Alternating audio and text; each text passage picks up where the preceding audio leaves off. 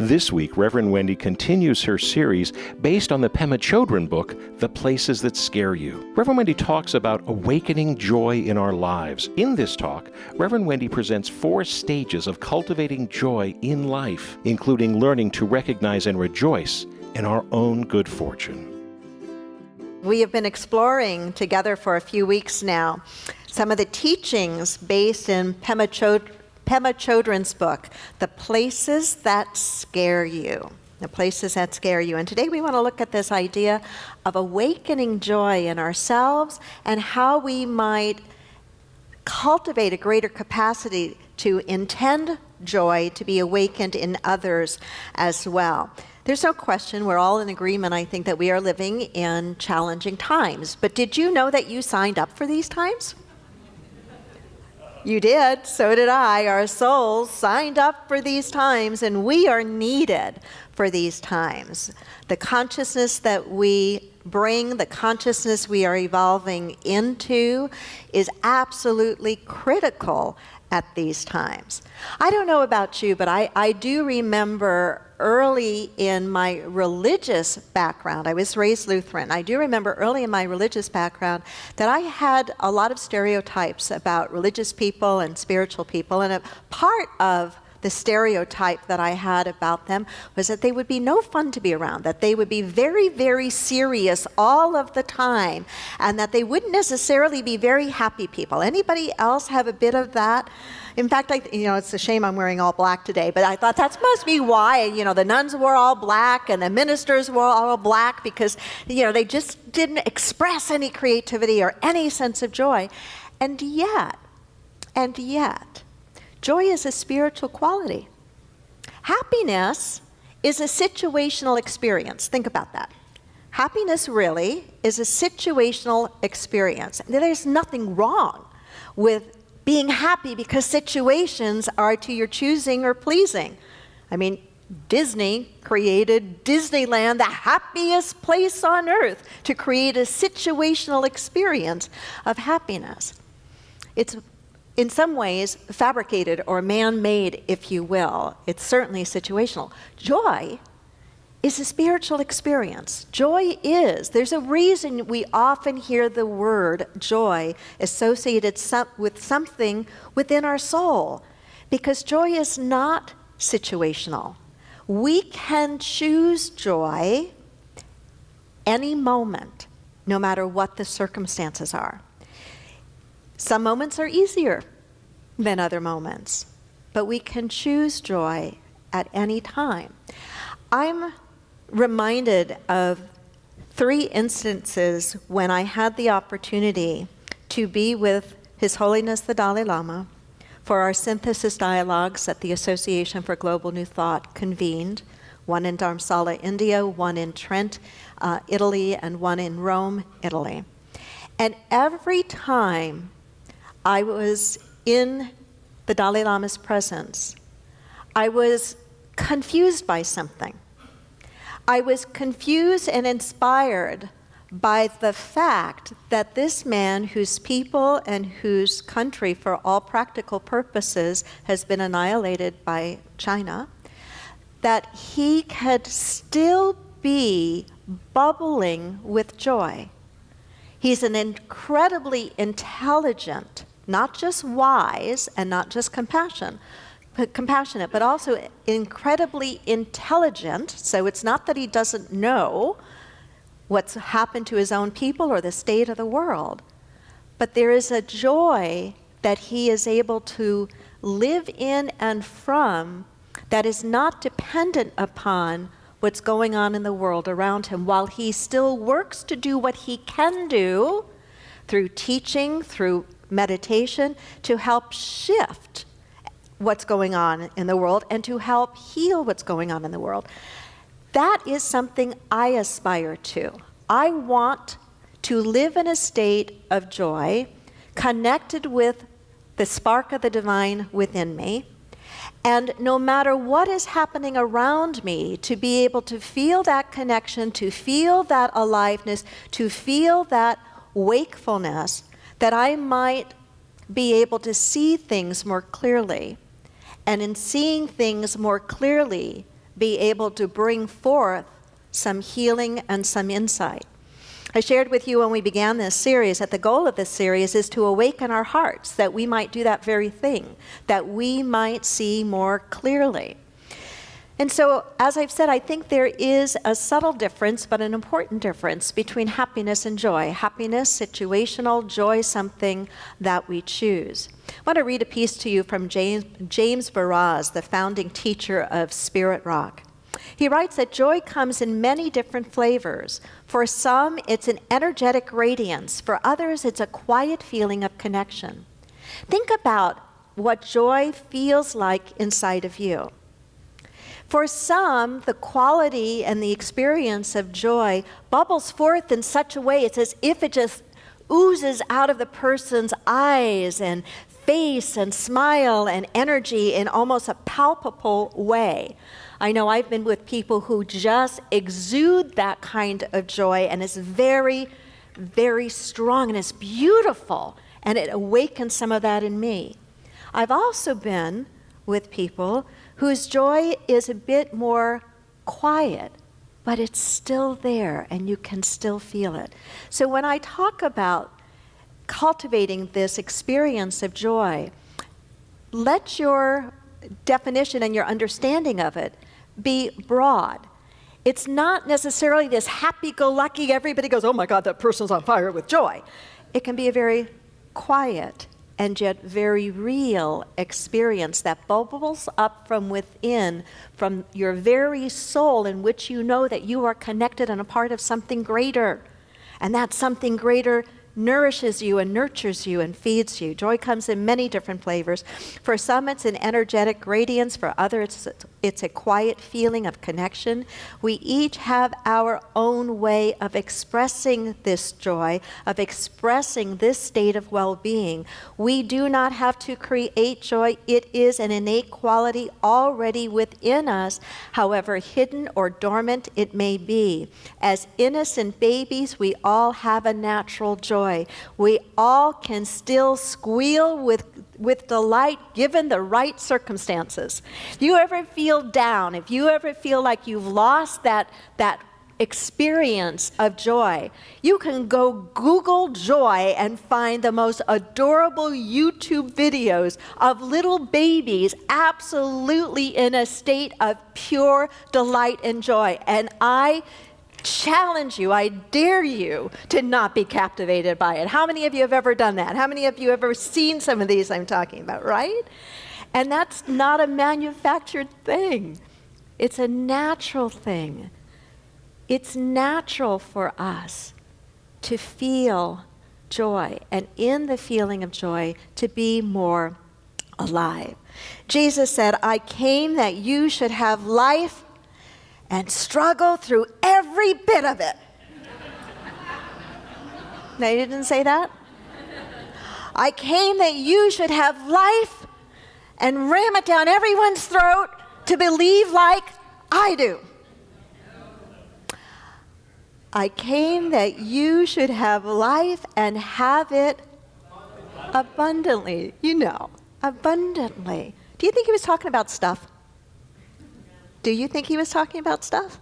He wasn't talking about stuff. He wasn't talking about stuff. An abundant life is a full life. It's a joyful life. It's a life of wholeness, a life of aliveness, a life of connection. In Pema Chödrön's book, The Places That Scare You, as she writes about this idea of awakening joy, she suggests joy comes from a growing appreciation of our basic goodness. Joy comes from a growing appreciation of our basic goodness. I'm going to say it again, and I'm going to ask you to say it with me. Joy comes from a growing appreciation of our basic goodness. Say that with me. Joy comes from a growing appreciation of our basic goodness. Close your eyes for a moment and place your hand on your heart. And just quietly say these words to and about yourself. Joy comes from my growing appreciation of my basic goodness. joy comes from a growing appreciation of my basic goodness. So there's a balancing in this idea of a growing appreciation of our basic goodness. You know, there's a connection between mindfulness and appreciation. It is far easier to move into an experience of appreciation when we are mindfully present in this moment. I was listening to a TED Talk, I think it was on the NPR radio hour yesterday, and a Buddhist mindfulness teacher was talking about how it's been researched that about 47% of what we think is not at all connected with the present moment. That 40% of the time, we are either thinking about something that has happened or are thinking about something that will happen or that we don't want to have happen, but that we are not, for the rest of that time, for 53%, we are not mindfully present. And that most of the time, that 47% of where our mind is going to something that is not pleasant. If those numbers are anywhere accurate, would you not agree that's an awful lot of your life to be spending in a place of lack of appreciation, of general discontent or general dissatisfaction? And then he went on to teach, and I agree, that as we cultivate the ability to be much more present, mindfully aware in this moment, we will also be building the capacity for appreciation. We will build the capacity to not let go unnoticed the things in our lives that we appreciate and that we feel joyful about. So the practice is a very, very important practice. In the book, I want to go back to one more thought before I do the 4 stages of practice here. Joy comes from a growing appreciation of our basic goodness. So another key point here is the emphasis on the idea of basic goodness. Does that sound familiar to one of our 5 fundamental principles in unity? It should. Because one of our fundamental principles or tenets in unity, and they can all be boiled down to 5 really, but one of them is that we believe in the inherent goodness in every single person. That means you. Touch yourself. That means you. Don't touch the person next to you, but it means them. It means your ex. It means the person who won't let you in on the freeway. It means the one who gives you a less than supportive hand gesture because they don't like the way you're driving. Some of you are still with me. The inherent divinity, the inherent goodness, the basic goodness in every single person. We say that we are made in the image and after the likeness of God, by whatever name we call God, that there is something of that one presence and that one power that is a part of every single person, every sentient being on the planet.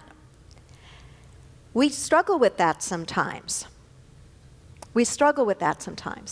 How many of you do believe that we are basically good, that there is a basic goodness in humanity? How many of you believe that about yourself? Let's start there. Raise your hand. Do you believe that about yourself? Okay.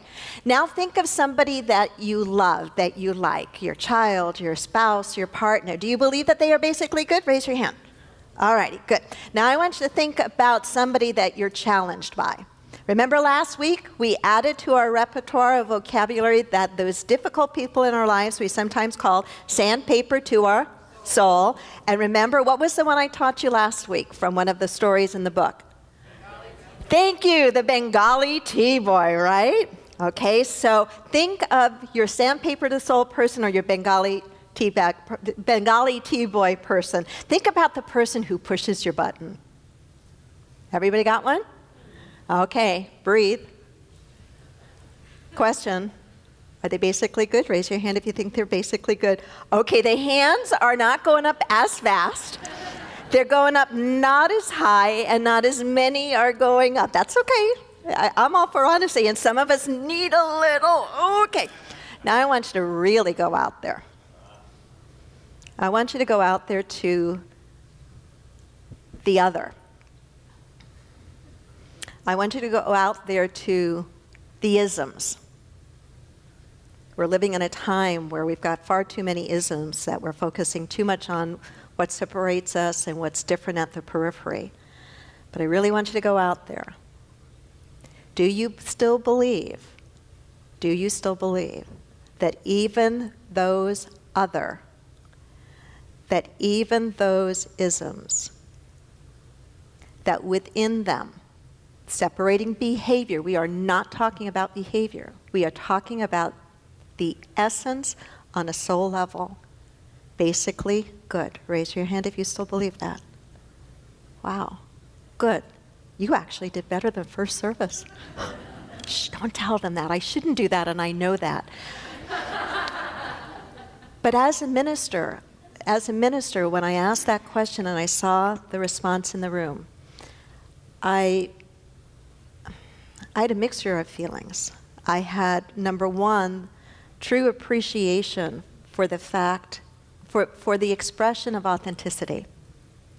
Because it's important that we are authentic and that we understand where we are in that series of questions that I just asked you. Because we can't improve or grow if we will not acknowledge where we are and where we begin to feel truly stuck. So I appreciated that, but I also felt some sadness around that and some concern. Our unity teaching is a beautiful and important teaching. The metaphysical teaching, the New Thought teaching, can do so much to begin to really heal our world by working at the root of problems, which really is consciousness and this belief in separation. And I know it's hard work.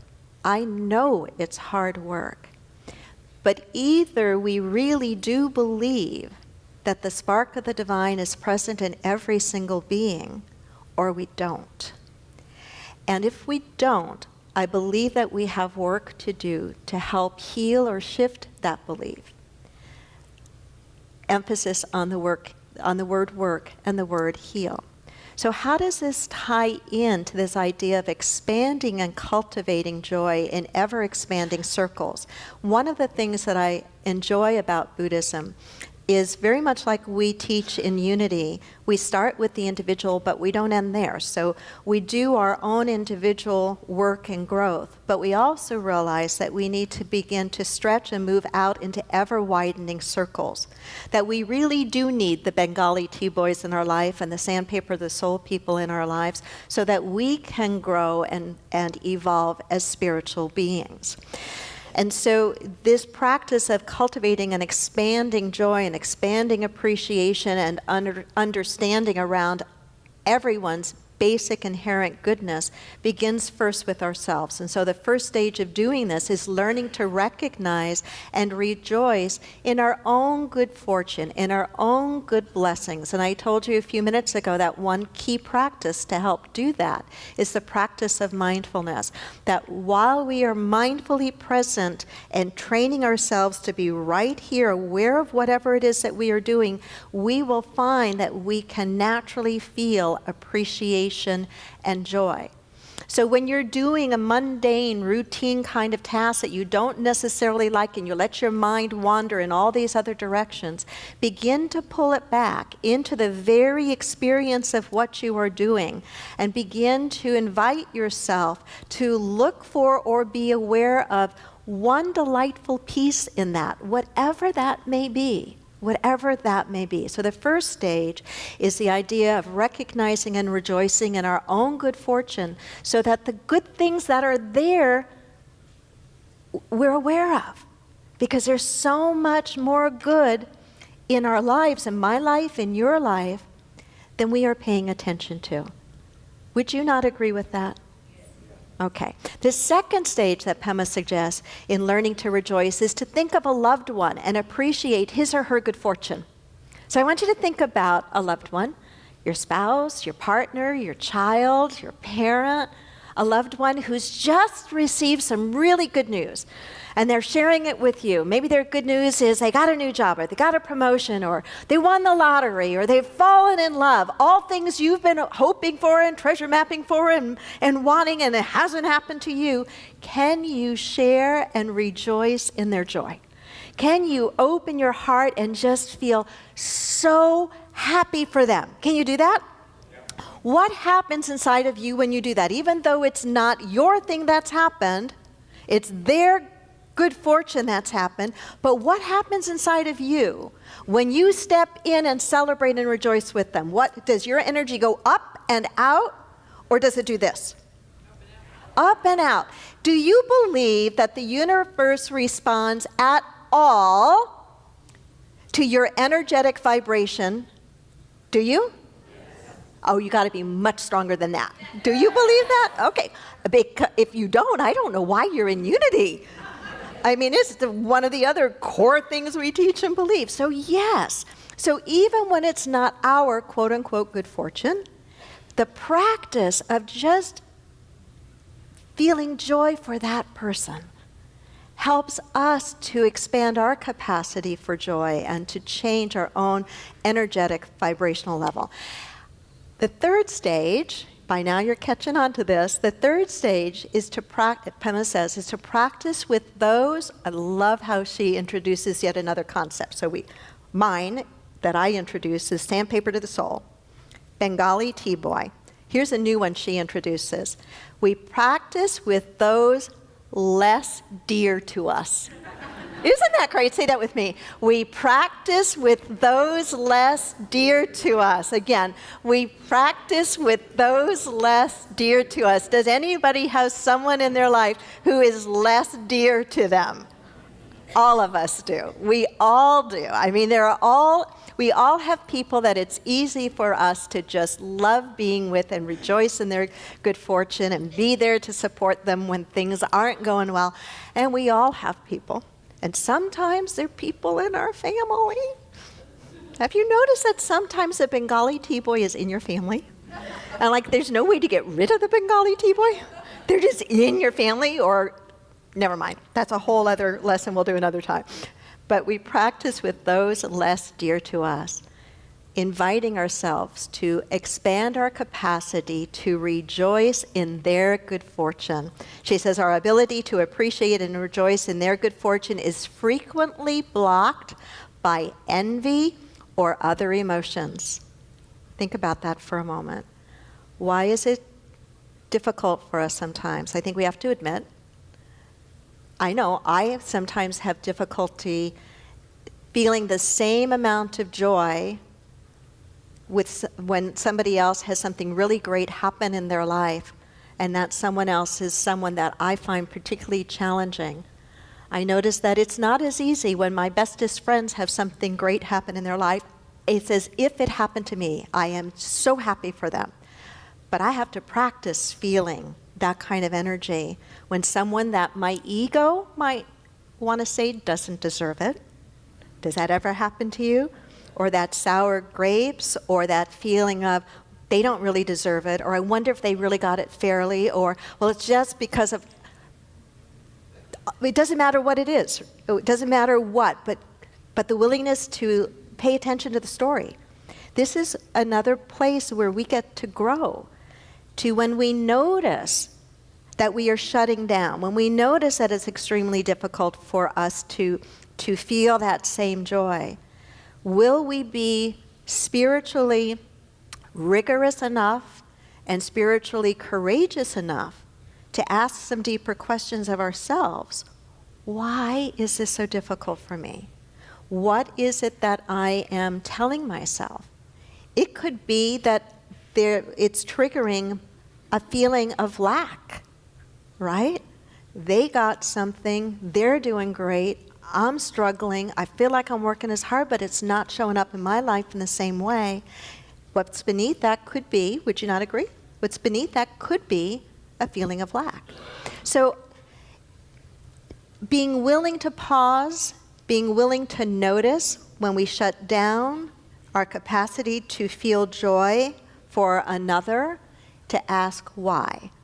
And the beauty of that is we will be peeling back some of our own layers of our own stuff that we can work through, and when we work through, we're done with it. We're done with it, and we free ourselves up to move forward. And the last stage is practicing with really difficult people. So remember we talked last week, you don't start with the most challenging person. So if you find it even difficult to step into a joyful response when a loved one is having great good fortune, and you notice that you begin to shut down or you begin to tell yourself a story, then start there. Your soul knows that there are these other levels. Start with what's up for you. And as you learn to, and as I learn to get better with whatever circle I'm currently working in, or whatever stage I'm currently working in, then I'm building the muscle and the spiritual internal strength to go to that next level. And so we know that difficult teachers are necessary, difficult people are necessary in our lives to help propel us to the next level of growth. I want to close with a reading from Pema on this. Difficult people are, as usual, our greatest teachers. Aspiring to rejoice in their good fortune is a good opportunity to investigate our reactions and our strategies. How do we react to their good luck? How do we react to their good health, their good news? With envy? Just notice if that's what comes up. With anger? With fear? What is our strategy for moving away from what we feel? Remember, we often will close down when we're experiencing feelings that we don't like. And what our practice needs to be is to lean into those feelings so we begin to understand what those feelings are really about and what's beneath them. So what is our strategy for moving away from what we feel? Revenge, self-denigration. What stories do we tell ourselves? She's a snob, I'm a failure. These reactions, strategies, and storylines are what cocoons and prison walls are made of. So I invite you this week to just notice when you feel in yourself that bubbling up of joy. Notice that and just allow it to percolate, if you will. Notice as well when you hear somebody else or you experience someone else in their own state of joy. Try to enter into that in whatever way you can, and let that be an opportunity for you to practice expanding your experience of joy. And as you do, begin to notice how that feels in you. Because I tell you, living in a state of joy is a very nice state to be living in, much nicer than living in a state of doom and gloom. And guess what? They are both choices, and guess who's making them all of the time? Point to yourself, because we are making them all of the time. Namaste and God bless. Thanks for listening. Sunday services at 9 and 11 a.m. Inclusivity. It's worth the drive. Subscribe to our podcasts and download our free app for instant access to a wealth of spiritual teachings, services, and events.